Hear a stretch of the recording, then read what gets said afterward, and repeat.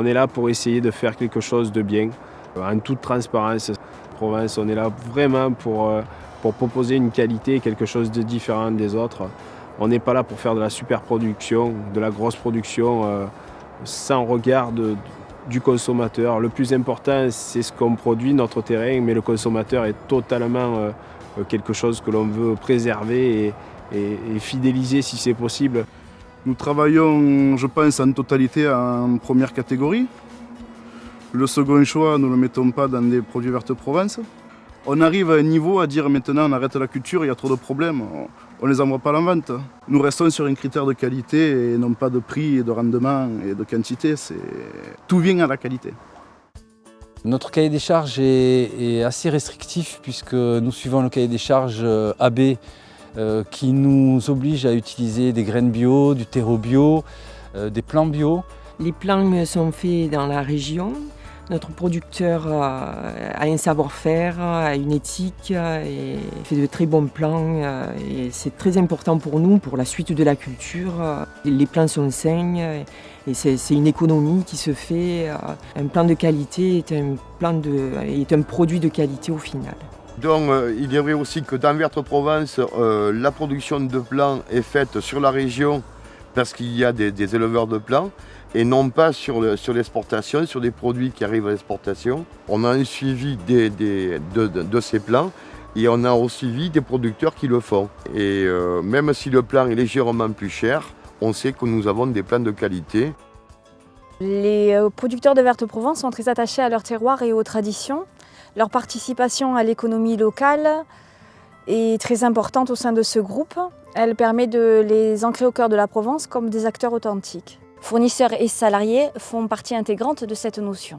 Les avantages de la régionalité, ce sont de faire travailler principalement les entreprises locales, notamment au niveau des emballages qui sont fabriqués dans la région, et le compost qui est un de nos principaux intrants qui est aussi élaboré à quelques kilomètres d'ici.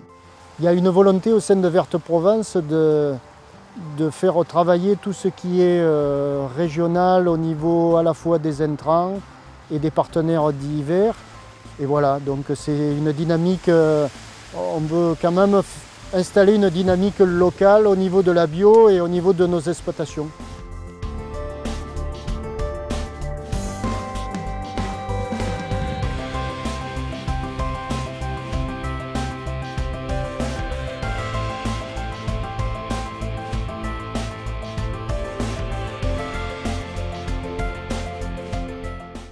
Nous avons aussi le choix des variétés et ce choix variétal s'oriente vers des variétés très gustatives pour contenter le consommateur au maximum. Nous avons aussi un délai très court de livraison avec une capacité à suivre le marché au jour le jour grâce à nos planifications et grâce à notre souplesse de fonctionnement. La diversification, c'est une obligation en agriculture biologique.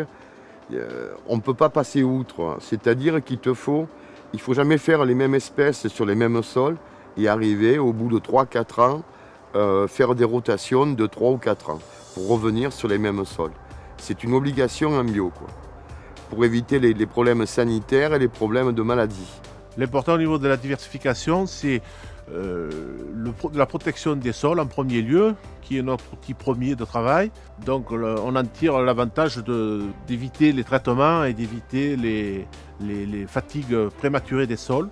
Ça, c'est le premier avantage. Et le deuxième, c'est d'avoir une offre beaucoup plus large à proposer à nos clients, que ce soit nos clients de la vente directe ici sur l'exploitation, que ce soit les grossistes locaux, voire même nos clients à l'export. La diversité est importante au niveau des rotations de culture, au niveau de la qualité du plant au final, pour l'aspect commercial, au niveau des maladies, tout est en lien au niveau de l'équilibre du sol et du produit au final pour la vente. Chaque exploitation a une spécialité, ce qui lui permet d'avoir un savoir-faire.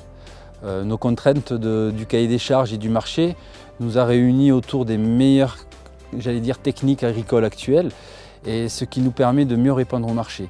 Nos planifications également, grâce à elles, on est orienté et on est ciblé sur nos produits et sur les périodes de production. Et ça permet au groupe d'avoir réellement une vision d'avenir et de durabilité.